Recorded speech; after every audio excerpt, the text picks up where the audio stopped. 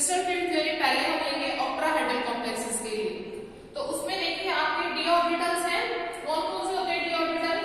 D x y, d y z, d z x, d x square minus y square and d z square. ठीक है, यहाँ पे सबकी energy क्या है बेटा?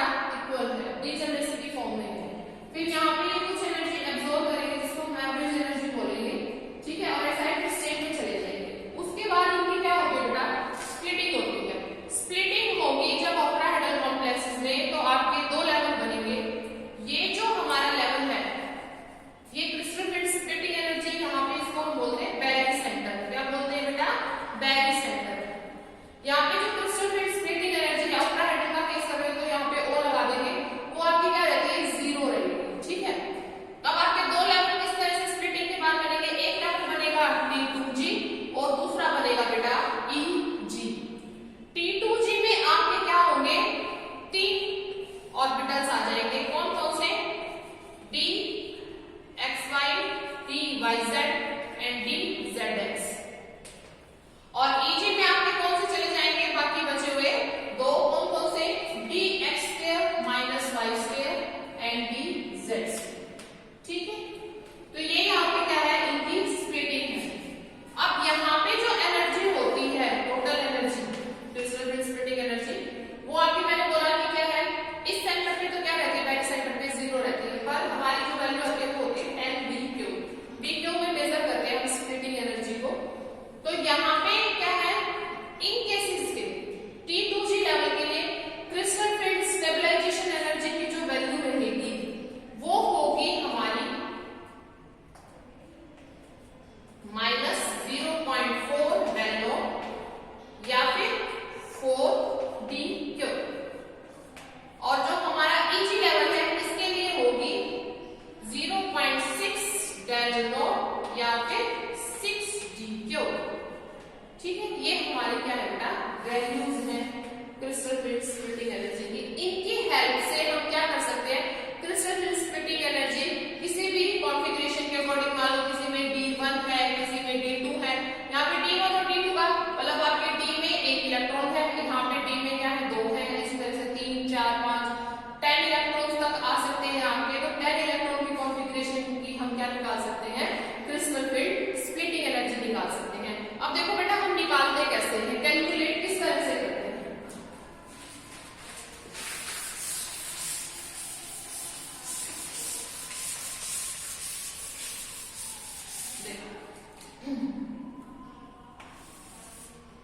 जब हम D1 और लेके D3 इकट्ठाई कर लेते हैं, D1 से D3 की कॉन्फ़िगरेशन हम लेके चलेंगे, तो आपका देखो ये आप मान लो आपका बैरी सेंटर है जहां पे क्रिस्टल फील्ड स्प्लिटिंग एनर्जी क्या है? जीरो है। ठीक है, अब अकॉर्डिंग टू ऑक्टाहेड्रल कॉम्प्लेक्सेस की क्रिस्टल फील्ड थ्योरी जब हमने पढ़ी, तो T2G लेवल आपका क्या रहता है? नीचे, और EG क्या आ जाता है? ऊपर। तो तीनों के लिए इकट्ठा देख लेते हैं हम।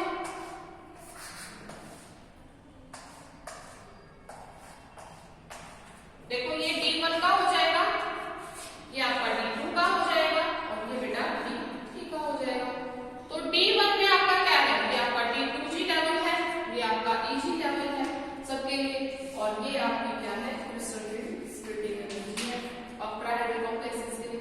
ठीक है, तो D1 में आपका एक इलेक्ट्रॉन है, तो एक इलेक्ट्रॉन कहाँ चला जाएगा? T2G के लेवल, T2G के पहले ऑर्बिटल्स में चला जाएगा, पहले ऑर्बिटल में चला जाएगा।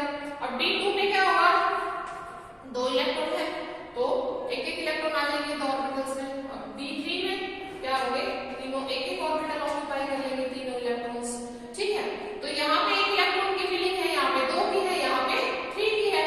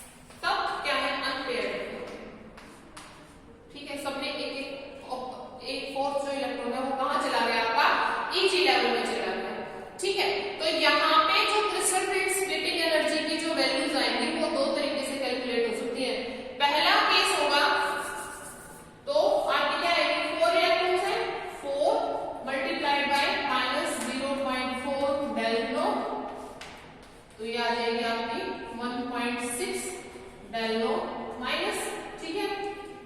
अब इसके केस में क्या होगा आपका, यहाँ पे कितने नेगेटिव जी के लिए 3 multiplied by minus 0.4 del naught plus एक इलेक्ट्रॉन यहाँ Eg में है 1 multiplied by 1.6 sorry 0.6 del naught. तो ये क्या कर लेंगे यहाँ से क्रिस्टल फील्ड स्प्लिटिंग एनर्जी की वैल्यू को कैलकुलेट करेंगे, ठीक है।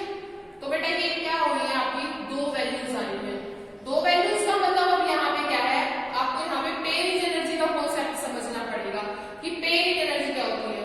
इलेक्ट्रॉन को पेयर करवाने के लिए जिस एनर्जी की रिक्वायरमेंट हमें रहती है वो आपकी क्या होती है बेटा, पेयरिंग एनर्जी होती है। अब यहाँ देखो ये वाला जो केस है,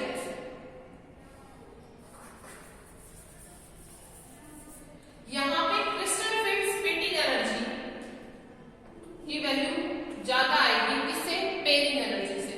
तो इसके केस में आपके कैसे बनते हैं, लो स्पिन कॉम्प्लेक्सेस बनते हैं। ये बात ध्यान रखना हमेशा, जब क्रिस्टल फील्ड स्प्लिटिंग एनर्जी ज्यादा होगी पेयरिंग एनर्जी से तो लो स्पिन कॉम्प्लेक्सेस बनेंगे, और लो स्पिन जो होते हैं वो क्या होते हैं, स्ट्रॉन्ग फील्ड लिगेंड होते हैं बेटा। क्या होते हैं, स्ट्रॉन्ग फील्ड लिगेंड या फिर कॉम्प्लेक्स। तो तुम्हें पता ही है जो स्ट्रॉन्ग फील्ड लिगेंड होते हैं वो क्या करवा देते हैं, पेयरिंग करवा देते हैं। दूसरे वाला जो केस है उसमें क्या होती है आपकी क्रिस्टल फील्ड स्टेबलाइजेशन और स्टेबलाइजेशन स्प्लिटिंग एनर्जी क्या होती है, कम होती है, और पेयरिंग एनर्जी क्या होती है, ज्यादा होती है। तो यहाँ पे बनते हैं high spin complex. High spin complex, high spin complex का मतलब है ये क्या है, वीक फील्ड कॉम्प्लेक्स है। क्या है, वीक फील्ड लिगेंड्स होंगे यहाँ पे, वीक फील्ड कॉम्प्लेक्सेस की फॉर्मेशन हो जाएगा।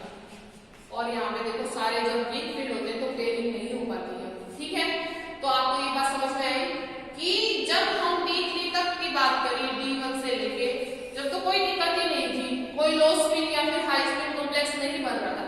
पर जब अब इलेक्ट्रॉन्स क्या हो रहे हैं, बढ़ रहे हैं, तो D4 से लेके बेटा आप D10 तक लेके चले जाना, सब में आपकी जो क्रिस्टल फील्ड स्प्लिटिंग एनर्जी की वैल्यू है वो दो तरीके से कैलकुलेट होंगी, लो स्पिन के अकॉर्डिंग और हाई स्पिन के अकॉर्डिंग। क्लियर है सबको। अब एक बात यहाँ पे समझने की है कि जहां पे पेयरिंग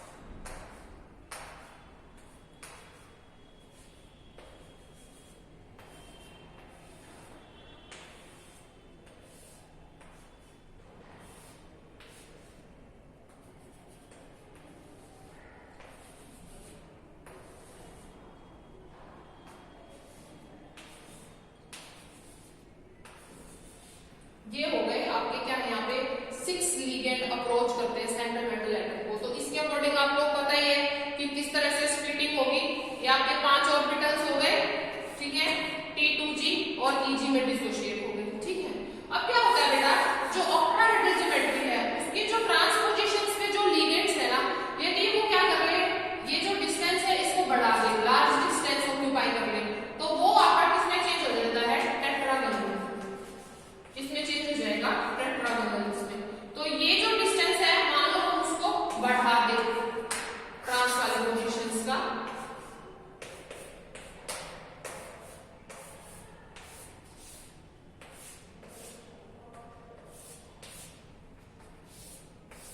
ठीक है, तो ये जो डिस्टेंस बढ़ जाता है इन लिगेंड्स का, तो ऑक्टाहेड्रल किसमें चेंज हो जाता है, कॉम्प्लेक्सेस टेट्रागोनल में।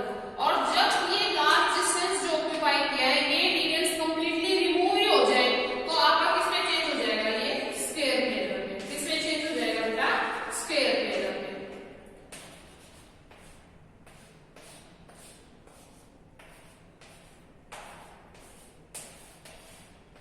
तो यहाँ पे क्या होगी, स्क्वायर पेयर। तो ये तो है कॉन्सेप्ट कि जो आपको समझ में आना चाहिए कि ऑक्टाहेड्रल किसमें कन्वर्ट हो जाता है, जब ये जो ट्रांस वाली पोजीशन वाले लिगेंड्स है ये लार्ज डिस्टेंस ऑक्यूपाई कर ले तो आपका टेट्रागोनल में, और जब ये जो डिस्टेंस ऑक्यूपाई किया है उसके बाद यदि ये कंप्लीटली रिमूव हो जाए तो आपका क्या हो जाएगा बेटा, स्क्वायर पेयर। अब देखो हम स्प्लिटिंग जो है वो दिखाएंगे किस तरह से।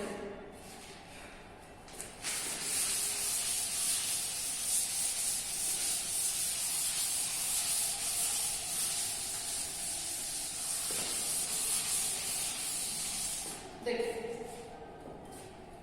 ऑक्टाहेड्रल में d ऑर्बिटल्स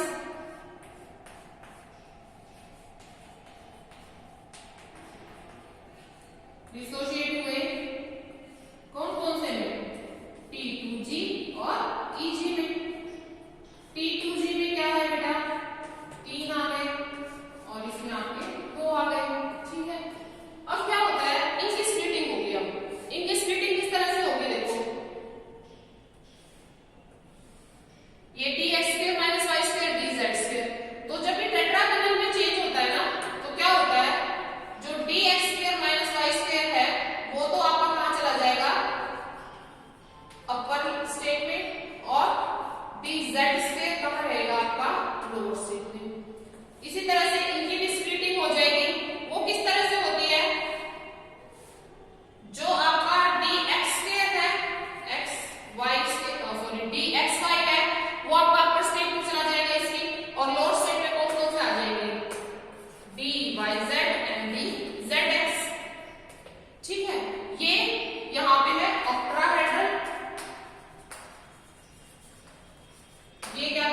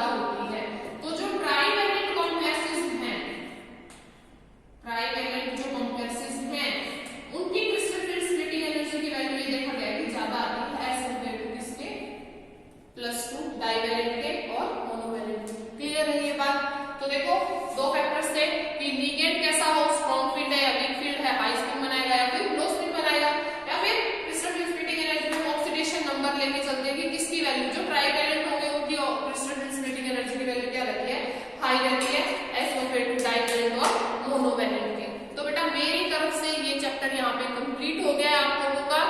आप लोगों को कोई डाउट होगा तो हम एक डाउट क्लास ले लेंगे आप लोगों की, और मैं आप लोगों को अब जो भी मुझे नोट्स की फॉर्म में या पीडीएफ आप लोगों को सेंड करना है वो मैं आप लोगों को विद इन 1 डे आपको सेंड कर दूंगी, ठीक है। Okay, thank you.